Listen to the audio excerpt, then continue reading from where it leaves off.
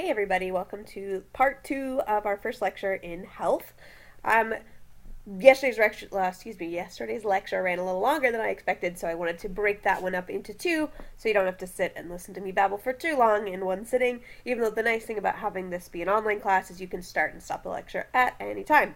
But let's go ahead and keep on rolling through Module 1. What I want you to do real quick is, before we really get into this, I want you to go and watch this video, Dr. Mike Evans' New Year's resolution video, and keep an open mind about it because I fully admit and realize it is not a new year, but there are some good traits of people who keep New Year's resolutions that we want to kind of adapt into our adaptation and adoption of new habits as we go through this class so that we can see what people who make successful changes, what are the commonalities they have, which you can then actually apply to any aspect of your life that you're trying to change. So take a couple seconds. It's about 5 minutes. Go watch this video. There's a link in in Canvas. So ready, go. Okay, welcome back. Unless you didn't go anywhere, in which case it just sounded like a weird pause. But I hope you went and watched this video. And the point of this video is he is talking about the traits of people who make successful New Year's resolutions that they then carry through and they make actual life-changing habits out of them versus people who don't. And we're actually going to take some of those traits and use them in this class. And either hopefully you'll take these ideas and these traits and you'll apply them to your life currently, or you'll be really ready to make a good New Year's resolution when the new year comes up. There is a lot of social pressure to make resolutions and changes during New Year's, which works for a lot of people, but for some people that's actually quite opposite. Sometimes they're like, well, I don't want to do anything just because everyone else is. But the point of this is to show you how to change a bad habit. And most people do that at New Year's or try to at New Year's, but we're going to see that you can do it at any time, and there's certain traits that you can pick up to help you have a healthier life. Okay, so he talks about how in order to make a successful habit change, you want to be reflective. So before and during any kind of habit change, such as if you want to adopt a healthy habit or get rid of an unhealthy habit, you need to know both your strengths and your weaknesses. So, for example, I have huge weaknesses for chocolate, and so I just try really hard not to buy chocolate, okay? So that's definitely one of my weaknesses.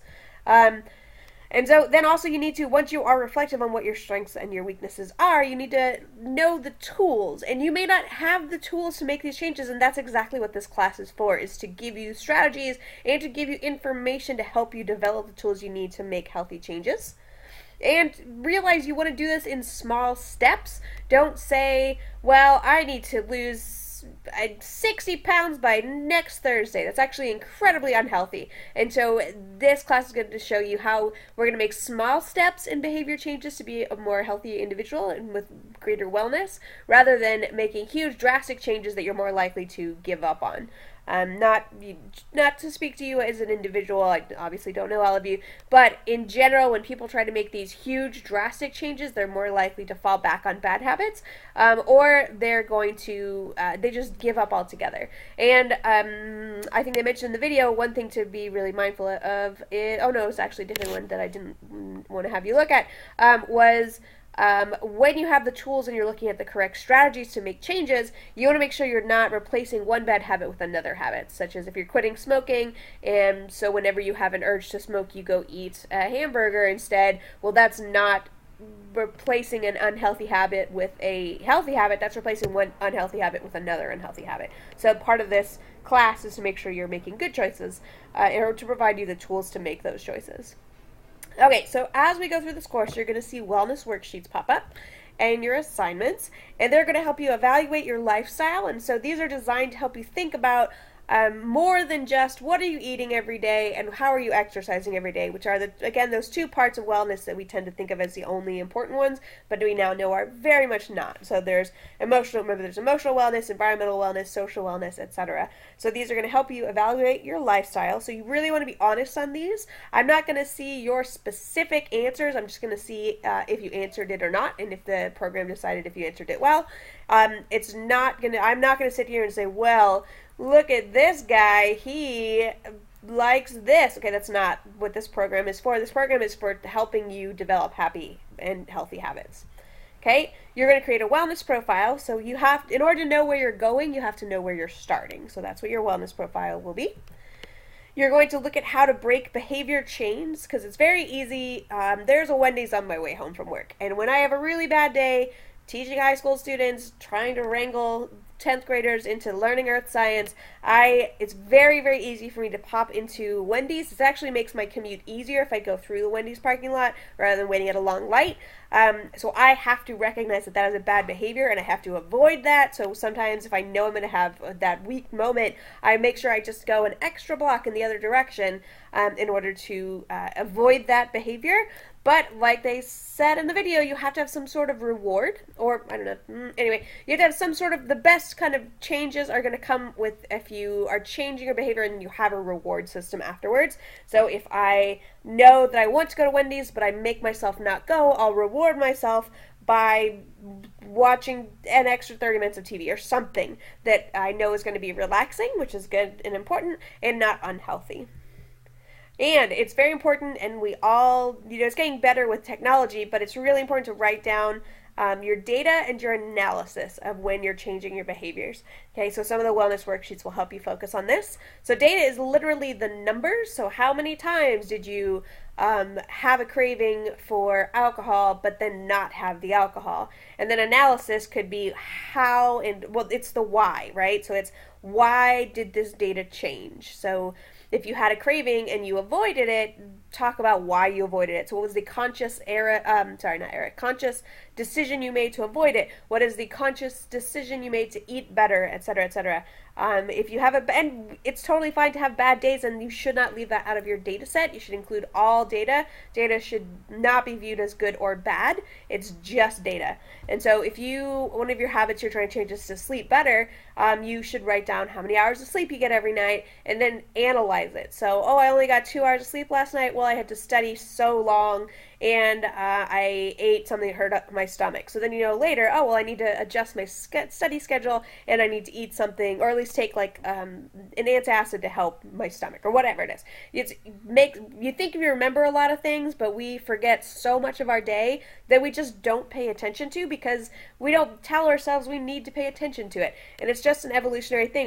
If we don't need to know it, it's really hard for our brains to be like, well, I'm going to remember that forever, unless it's designed specifically to be stuck in our head.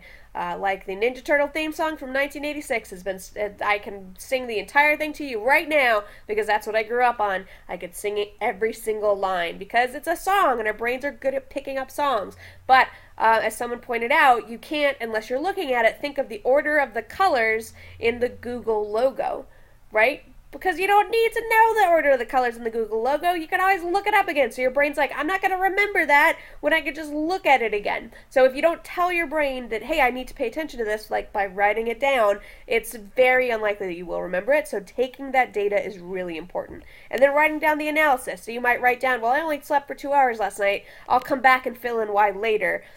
Fill it in as soon as possible, or else you're likely to forget. Okay, and then part of this in the first wellness is a contract that you're going to make with yourself, where you're going to say, here's the habit I want to change, here's how I'm going to try and do it. And it there's so much research that shows that if you make a contract with yourself or in public somehow, on a social media, somehow with your professor, you're going to stick to it much more likely than if you don't do that. Because suddenly you're not the only person accountable for it. And this goes into your social wellness aspect. We, as humans, we're very, very social animals. Even if you're someone who's like, I only like 3 people in the entire world and no one else talk to me, you still want to tell those 3 people that you're making some sort of a change, because then they can ask you about it and say, well, how's that going? And you want to pick the people that you share this with, so they're not going to be happy if you have a bad day. They're going to be happy if you have a good day, or if you have a bad day, they're going to be supportive. Okay, so that's what the contract is about. All right, so when you're going through this and you're evaluating your wellness, such as in the wellness worksheet, the evaluation is a very simple questionnaire that deals with lifestyle choices. It's not judgmental. It's just going to say, how many times do you smoke? How often do you work out? Etc. And this is just an initial review to help you decide what you need to change. Okay? Once you see your lifestyle, you can start to tell, what do I need to do in order to be a more overall well person? And this will include looking at what your risk factors are and what else is on in your lifestyle. So behaviors that we choose to contribute. Let me move this up a little bit. There we go. So we have to remember this fact that a lot of times we pick risk factor or behaviors that are going to increase our risk for certain illnesses or increase our stress levels or not let us relax or something. Everything in the universe wants to do the easiest thing possible. Everything wants to conserve energy, but we as a species, we don't need to do that anymore. We don't need to conserve our own internal energy. We overeat as a species. Even if you're the best, most controlled eater ever, it's still very easy for us to have way too much energy locked up in cells in our body. So our brain doesn't realize that, though. Our brain doesn't realize, well, I could take the elevator. I should take the elevator because it's so much easier, when in actuality, maybe you should take the stairs. Your brain is going to want to do the easiest thing possible, like sit on the couch all day, because that's just what it's evolutionarily designed to do.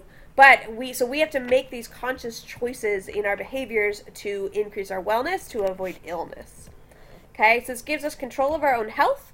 Once you start to take control of your own health, you also start to feel better emotionally, which is part of your health. So that's very good.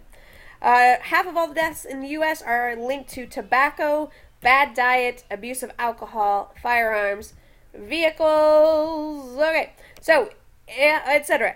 These are, in theory, all controllable risk factors. So yes and no. So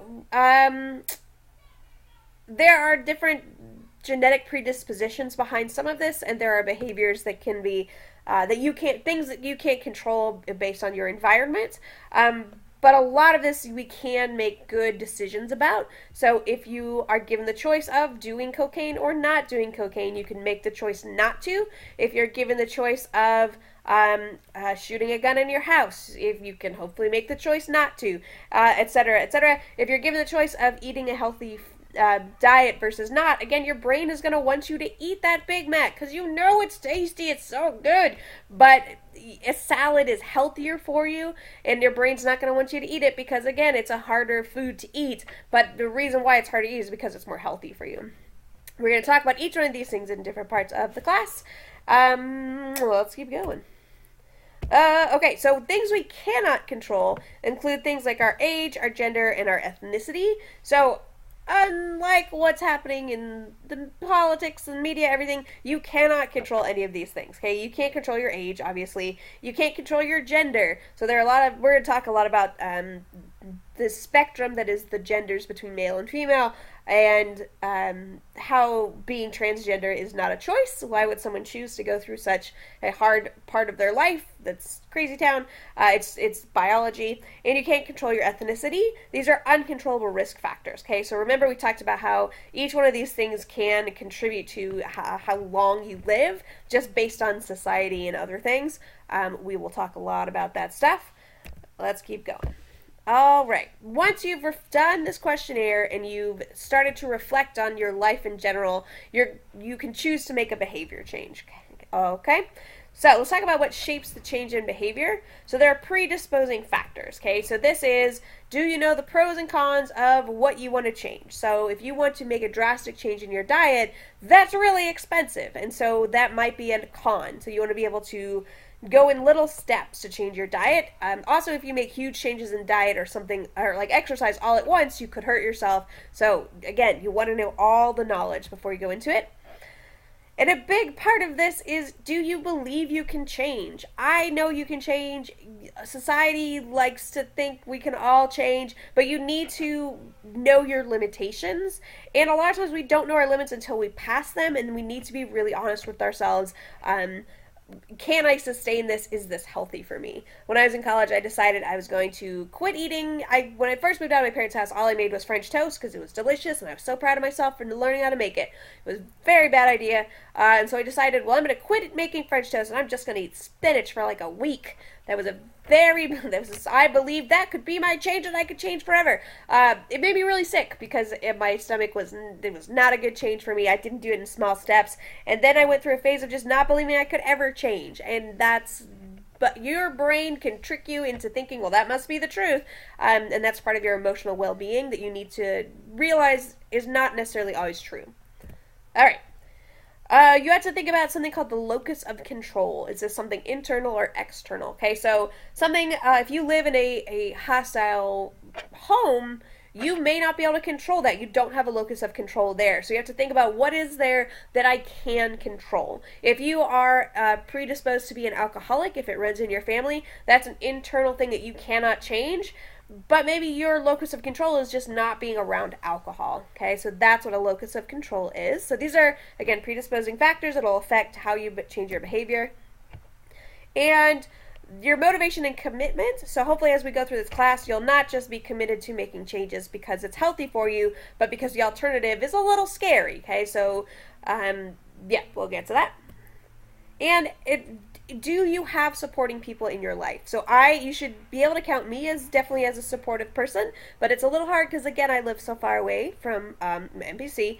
But there's also a lot of supportive people at MPC that will be there for you. But it also really helps if you have somebody close to you that you can trust to be supportive. We don't all have that kind of support, though. So it's important to realize if you do or not so that doesn't become a stumbling block. And let's see. Let's talk about data. So sometimes you have predisposing. You have data that you already know about that tells you that provides you a greater understanding of where you are beginning with your behavior change, and it also helps you to identify barriers. One example I used last class was cystic fibrosis, which is a lung disorder. If you have cystic fibrosis, you know you have cystic fibrosis. You've been getting treatments your whole life. You know that your behavior change is not going to look the same as somebody else's because you already know you're starting at a different point. It's not a bad thing. It's just there's something about yourself you have to know. Same thing with if you are genetically predisposed to have diabetes. You know already that if you're going to change your diet, you have to keep that in mind. That is one of your barriers that you're going to have to be aware of when you're making your change. That doesn't mean you can't do it. It just means your starting point is off a little bit from other people. All right. So, there is this book, The Power of Habit, why we do what we do in life and business, blah, blah. And what it does, this is where the thing about the reward and changing a routine comes in. So I haven't read this book, but I do like this idea that you have to figure out your loop when you're doing a bad behavior. So let's say I don't remember what these specifically are, but the idea is if you make if you have a certain routine that you always do that makes you happy, then every time you see that cue, you're going to do it again. So this is the Pavlovian response that we see with Pavlov and his dogs. What he did is whenever he rang a bell around his dog, he would feed his dog to the point where every time he rang a bell, the dog would know it's time for treats, and he would start drooling. And so the cue makes the brain realize, oh, I'm going to get what I want. And so if you want to change your behavior, there's there's a hormone called dopamine that you may have heard about. We're going to talk a lot about dopamine in this class. And what it does is it is triggered during anticipation to the point that sometimes anticipation is so much more exciting than the reward. And so if you have a cue that tells you, oh my God, it's time to do the thing, that might get you really excited, so then you do your bad behavior, and then your reward may not be the best thing. So if you have a cue that says, my cue is that I am craving a cigarette, and your brain says, oh my God, then I'm going to get a cigarette, and I'm going to feel awesome. Well, your dopamine already gets triggered to be like, yeah, let's do that. So you have to change this habit. This is why a lot of times if you're going to change your habit, if you don't give yourself a reward system, you're not going to be able to follow through with it because your brain is not looking forward to doing an hour of yoga. Your brain is looking forward to the treat that you give yourself after yoga. Okay, so it's something like that. This kind of thing is, we'll talk about it more later. Yeah, so that is this idea of the cue, routine, and reward. If you're going to change your habit, you have to change whatever your cue is. You have to that there's a reward that's going to happen if you go through the new routine. I just said all of these things. So one thing to do is to look and see if you have behaviors that you need to change. So give yourself the opportunity to review habits within your day. Now, being a college student, this may be complicated. Your day may look different every single day if you have different jobs, if you have family, etc., etc. But there may be things that you always do. Like maybe you leave 5 minutes early so you can stop at Starbucks and get a pumpkin spice latte. Well, those have 1,000,000 calories, and so that's not necessarily the best thing to do. On the other hand, if that's what keeps you from stressing out, maybe it's a good thing to do, but you want to change the choice that you're making in what drink to get. Okay, so again, make sure that you're thinking about what your habits are during the day. And once you notice a habit that isn't so healthy, you might start to notice the cue. So when I see a Starbucks, I pull over, and then I get my sweet, sweet pumpkin spice latte or whatever it is. Those are way too sweet for me. I can't handle it. Every year I think I'm going to be able to drink it, and then I get one, and I'm very sad. So sad. So it could be whatever your cue is that then cues your routine, that then gives you your reward. You may not even realize what it is until you're doing it. So I'm going to use this word a lot. It's very buzzworthy, but you should learn to be mindful of what you're doing and what your habits are, so you can learn how to change them. Okay. One thing that people find to be very useful are journals when they are doing self-assessment. Because again, where are you going to write down your data and reflect on your change if not in one consistent place? Okay, this doesn't mean you have to go and buy a fancy schmancy journal. Or if you want to, this could be the reason that you give yourself the reward of going and buying a fancy journal, because you are setting up a new habit. Okay, whatever it is to get you there, it could be something you do on a computer or an app. Okay, so whatever it is, you need to have some place where you can write down your data and reflect on your change, and you can look back and see where you started as you're going through the process. Okay, so this could be some sort of a diet journal, exercise journal, how stressed you're feeling. I know I have a friend who keeps a calendar for her appointments, and then in the corner she'll put like a little emoji of how she felt that day. And then she can look back and she can see really easily, well, anytime I had this appointment, I stressed out before it. Or every Thursday I got really stressed out because I was building up a sleep deficit and I wasn't sleeping enough. Okay, so anything where you can just start to record and see how your habits are affecting your life and vice versa, that is a very important tool if you're trying to make a change. You can also start to write down environmental factors. So what do you notice around you that could be affecting your wellness? And any kind of tests and evaluations that you do in order to help yourself be more healthy. So that's another thing you would write in your journal as you're going through this. Okay, so if you are worried about your sleep habits, for example, you can go and get sleep tested, and they'll look and see, well, maybe you have apnea and you had no idea. I didn't realize I snored for a really long time until one mean boyfriend told me about it. He's gone, it's fine. He recorded my snoring, and it was very sad. He did it on Christmas. It was very disappointing. What a jerk. But it was an important evaluation, because then I had never known, what am I doing in my sleep that I don't know? And then I knew, I snore. That might be why I don't sleep very soundly, because I'm keeping myself awake a little bit. And then from there, I went on and I bought breath strip thingies to make myself snore less, and a better pillow, and I started sleeping better. So again, this is something I wrote down to be like, this is a bad thing that I could change in order to become a more healthy person. Okay, so remember, the whole point of this is that you're writing down the data, and it's important to write the dates on it so you can start to see trends in change and behaviors. And when you're doing this, be descriptive with your analysis. Don't just say, I had a bad day. You should, if you're tracking emotional wellness, you should say why you had a bad day. Did you feel sad? Did you feel angry? Did you punch a guy? What did you do? Or what happened to you that made you feel sad? Okay, so, or whatever that day was. If you had a lot of times people don't write down the good things, they only write down the bad things, and then it makes them feel bad overall. You should write down all of it and be descriptive with all of the analysis. I felt great today because I went on a run with my dog, or whatever it is. So again, you can track the highs and the lows of your change. So, for example, if someone is looking at how looking at all the different aspects of their day. They may see hunger. So how hungry are they if they eat this thing? They could look at it over time.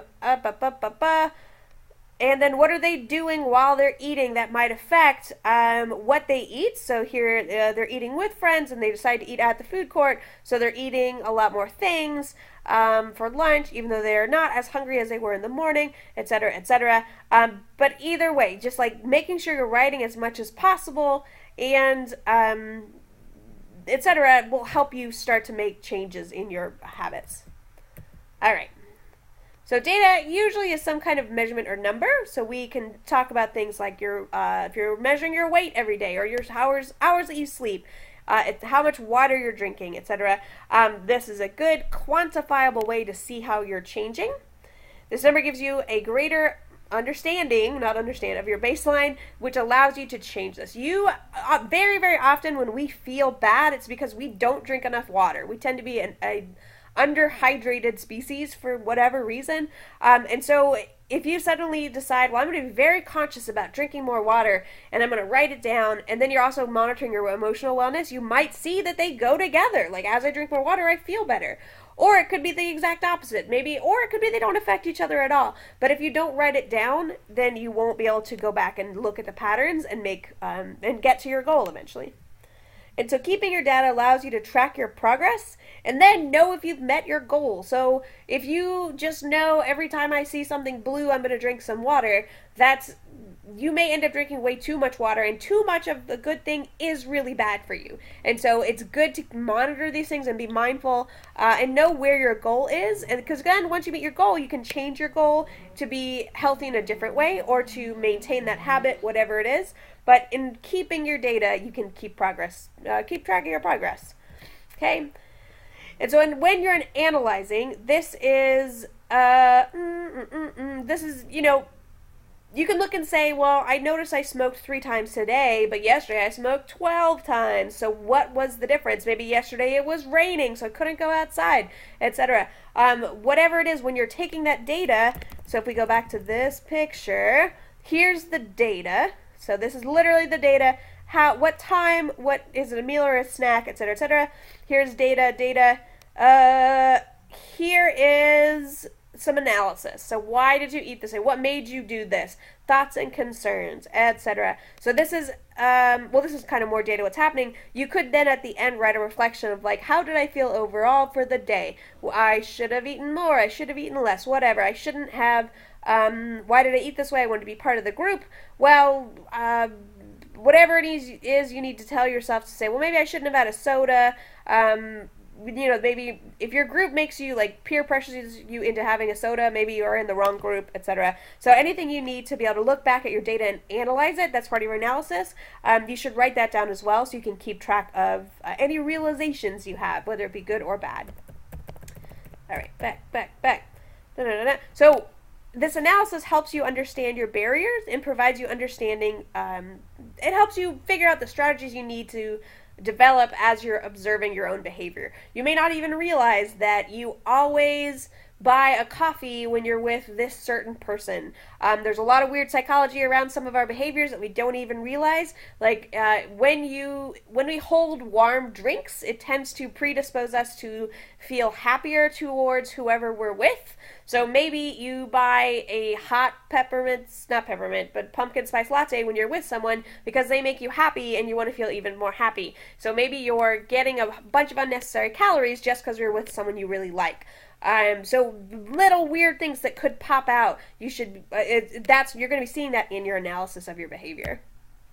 All right, so what will help you make this behavior change? You hopefully will have some enabling factors. Like the whole point of this class is to give you some strategies about how to help you make changes even when your willpower is low. We all have bad days. Guys, this weekend one day I just sat in bed and watched Netflix because I was having an awful day. It's fine, everything's great, but oh my goodness, you guys. So what do you do when willpower is low? We'll get into that. So part of this is to develop your own self-discipline.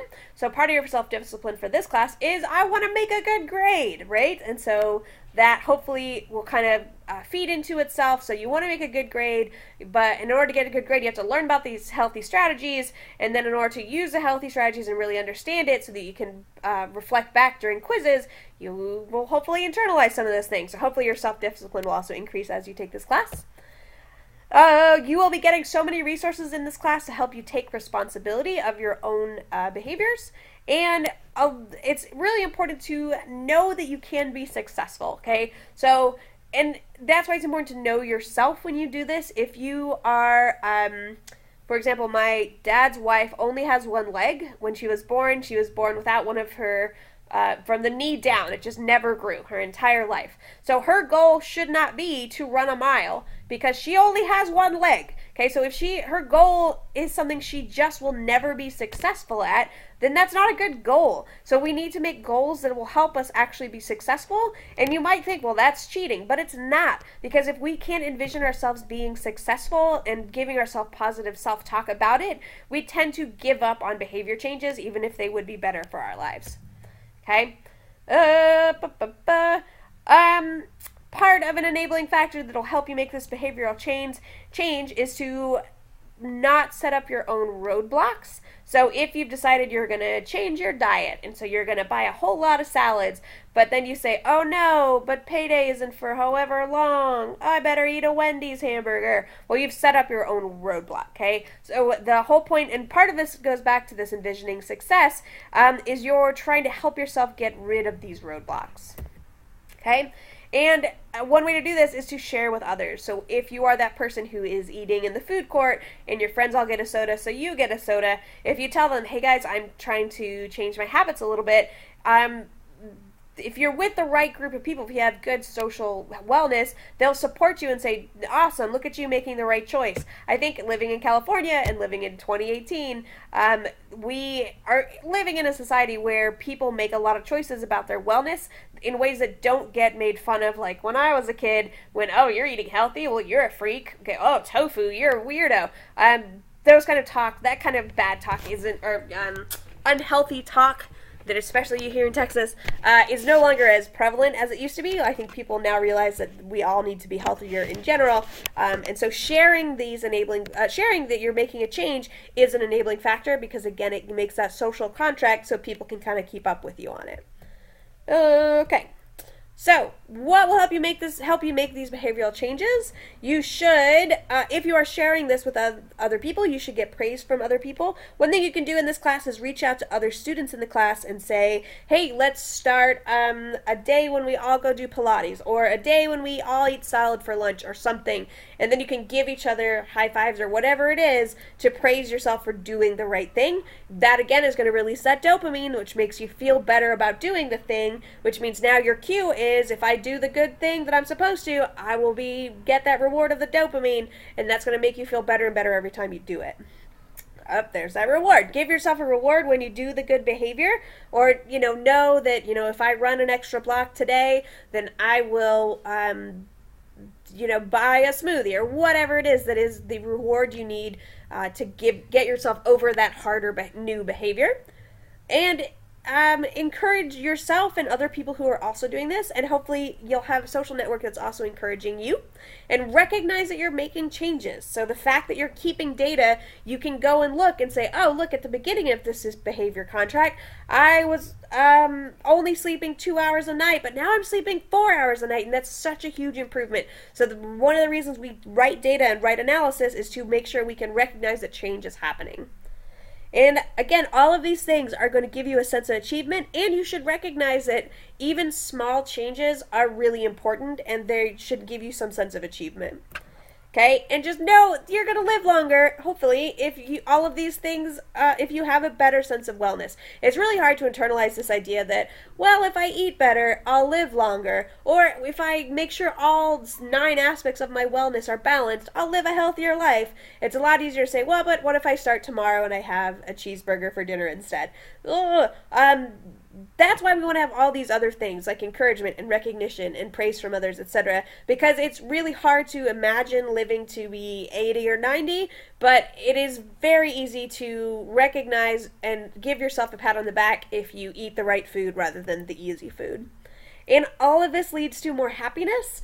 One of the biggest, like we said, one of the leading causes of death in teenagers and college students is suicide, which is a complicated, very complicated process, but the happier you are, the less likely you are to commit suicide. It's more complicated than that, but the happier you are, the less stress you have in your life. The less stress you have in your life, the less likelihood of any form of death is going to come upon you. We'll talk a lot about that in our next lecture. But anyway, any kind of happiness that you're adding to your life is going to help you live longer, is going to help you maintain this behavior change, is going to make you a healthier person. All right. So, what are you going to do? You're going to monitor your behavior and gather data. Okay, so whatever habit it is you want to change, and I don't suggest changing all of your habits at once. No human being can do that. It is crazy town. Pick one thing, and then maybe once you're secure in that behavior change, you can add another. Okay? Then you're going to analyze it. So this lets you understand where you need to put your efforts. So if you're like, I'm going to go to the gym every day and it's going to be awesome, but you only do that one machine that's really easy, well, you're not helping yourself out at all. Like, it's good you're doing activity, but you should do something else. Okay? So if you realize you're going to the gym but just hanging out and not working out, that's not a great behavior change, okay? So data analysis from your baseline data, and every time you add data to it, every time you're looking at it and saying, oh, look, I've made an improvement, or oh, look, I slid back a little, let's try to fix it. That's the point of monitoring your behavior and gathering data.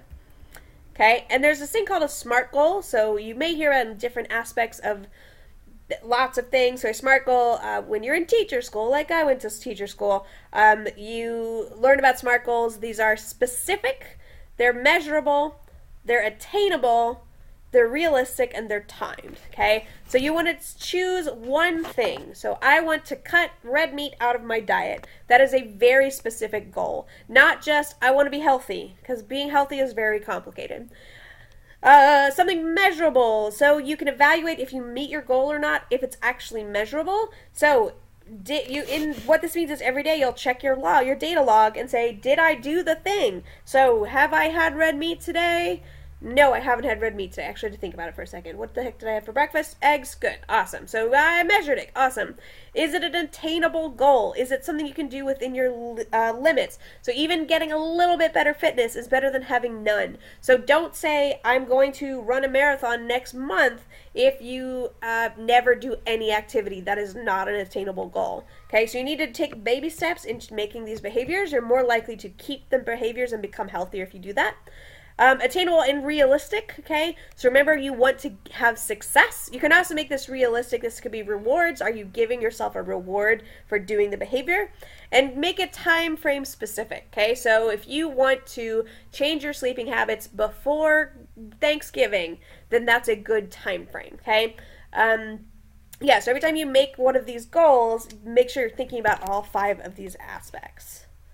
All right. So then you're going to, your first wellness worksheet asks you to devise a plan of action so that you get what you need. You, like for example, if you're going to start doing yoga, you should get a yoga mat, etc. You might need to modify your environment to make it more healthy. So if you're trying to reduce drinking, but you have a full bar at home, you might want to get rid of that alcohol. Or maybe if you're working on steady habits and making sure you're working on your intellectual wellness, well, maybe don't, I have a bad habit of coming home to do my quote homework when I'm grading and making lectures, and that's where my dog is. And so it's very easy for me to say, well, I'm just going to take my dog to the park for 3 hours and then come home and, oh, no more time to work, I better go to bed. So I have to make sure I stay in a cafe or at work to get my work done. So I had to modify my environment because of that.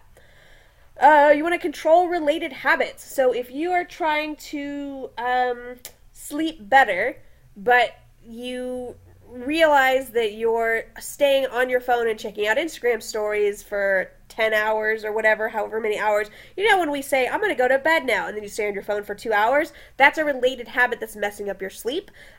You may notice in your data analysis that every time before you do the bad behavior you're trying to change, something cues it. You may not even realize what that cue is, so you want to try and control those related habits. Okay, and again, don't forget to reward yourself. It seems really silly, but it's so important for you to look forward to something, especially if you're changing a behavior that's really hard to change. And one of the things you can do if you have this ability is involve the people around you, because you get that social support. And make sure it's not always going to go well. You're going to have a stressful day where you can't do whatever your goal is, and that's fine. That's not the end of the world. It's a roadblock. You get over it. You move on with your day. Whoops. And then you make that contract that says, in this amount of time, I'm going to get this done. It's going to be awesome. And if not, I'll change my goal and we'll see what happens instead. All right, that is the end of this lecture. So now you have everything you need to go and complete the first few assignments. Tomorrow I'll post either tomorrow or Thursday I'll post the stress lecture, which is the second lecture for this week. Technically, this is the second half of the first lecture. Sorry, guys. But that is chapter 2. And so, but now you can do the quiz for chapter 1, sorry, not the quiz. You can do the reading for chapter 1, the assignment for chapter 1, and don't forget to send me your introductory email. And have a beautiful night. Bye, everybody. Oops.